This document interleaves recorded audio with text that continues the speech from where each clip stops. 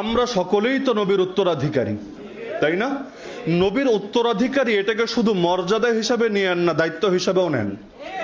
নবীর উত্তরাধিকারী খালি মর্যাদা না যে চিনোস আমারে বেড়া আমি তো নবীর উত্তরাধিকারী না, ওই ফজিলত আমাদের মার্কেটিং করা লাগবে না, দায়িত্ব হিসাবে নেন। নবীর দায়িত্ব ছিল যা, আমাদেরও দায়িত্ব হবে তা। নবী যেভাবে দ্বীনের জন্য নিজের রক্ত ঝরিয়েছেন, আমরাও দ্বীনের জন্য নিজের রক্ত ঝরাতে পারবো ইনশাআল্লাহ। জাস্ট আমি আমার মাথায় এটা বসালেই চলবে, প্রত্যেকে এটা বসালেই চলবে, আমার নবীর গালে যদি চর মারা হতে পারে, আমার গাল নবীর গালের চাইতে বেশি দামি না। আমার নবীর দান মোবারক যদি শহীদ হতে পারে, আমার দাঁত নবীর দাঁতের চাইতে বেশি দামি না। আমার নবীর আঙ্গুল কেটে যদি রক্ত ঝরতে পারে, আমার আঙ্গুল নবীর আঙ্গুলের চাইতে বেশি দামি না। আমার নবীর গলায় চাদর পেঁচিয়ে শ্বাসরুদ্ধ করে নামাজের মধ্যে যদি হত্যা করার চেষ্টা হতে পারে, আরে আমার গলা নবীর গলার চাইতে বেশি দামি না।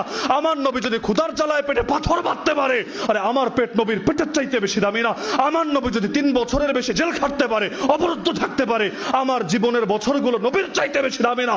আমার নবী যদি নিজের দেশ ত্যাগ করতে বাধ্য হতে পারে, আরে আমার গৃহ, আমার এলাকা, আমার সমাজ, আমার থানা, আমার জেলা কোনোটাই নবীর চাইতে বেশি দামি না।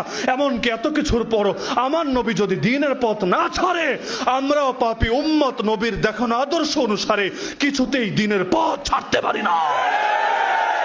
তাহলে আমাদের সকলের প্রেরণা হোক এটা, নাহনুল্লাযীনা বায়াউ মুহাম্মাদা আলাল জিহাদি মা বাকিনা আবাদা। আমরা সেই জাতি যারা মুহাম্মদ সাল্লাল্লাহু আলাইহি ওয়াসাল্লামের হাতে হাত রেখে বায়াত করেছি, যতদিন বেঁচে থাকবো জিহাদের পথ ছাড়বো না। তা আমরা তো আর ডাইরেক্ট নবীর হাতে হাত রেখে বায়াতবদ্ধ হতে পারলাম না, কিন্তু আমরা অন্তত নবীর কোন অনুসারীর হাতে হাত রেখে তো বায়াতবদ্ধ হতে পারবো যে ইনশাআল্লাহ যতদিন বেঁচে থাকবো দিন কায়েমের পথ আমরা ছাড়বো না।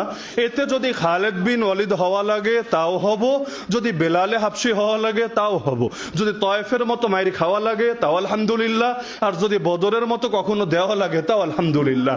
আমরা যদি বিজয় দেখে যেতে না পারি, সুমাইয়া রাদিয়াল্লাহু আনহার মতো আগেই শহীদ হয়ে যাই তাও আলহামদুলিল্লাহ। আর যদি আবু হুরায়রা রাদিয়াল্লাহু আনহুর মতো এমন জীবন পাই যে এক সময় ক্ষুধার জালে অজ্ঞান হয়ে পড়ে থাকতো, আর পরের জীবনে নাক মুছতো যে রুমাল দিয়ে, সেটাও রেশমের তৈরি রুমাল ছিল, তাও আলহামদুলিল্লাহ। সব হালতে আলহামদুলিল্লাহ। তো দ্বীনের সঙ্গে কোনো কম্প্রোমাইজ করতে আমরা রাজি না। সুতরাং আল্লাহর ওয়াস্তে, আল্লাহর ওয়াস্তে, আল্লাহর ওয়াস্তে আলেম হয়ে সেকুলারদের ব্যবহৃত টিস্যু হতে যায় না। দ্বীনের জন্য কিছু করতে যদি নাও পারেন, অন্তত দ্বীনের বিরোধীদের হাতকে শক্তিশালী করতে যায় না। না হলে আপনারা চলে যাবেন, ইতিহাস লিখবে কিছু মীর জাফর, কিছু মীর সাদেক, তারা যুগে যুগে এভাবেই বিভ্রান্ত করেছিল জাতিকে। একটা ফতোয়া কখনো দ্বীনের বিজয়কে এগিয়ে দিতে পারে, আবার একটা ফতোয়া দ্বীনের বিজয়কে অনেক পিছিয়ে দিতে পারে।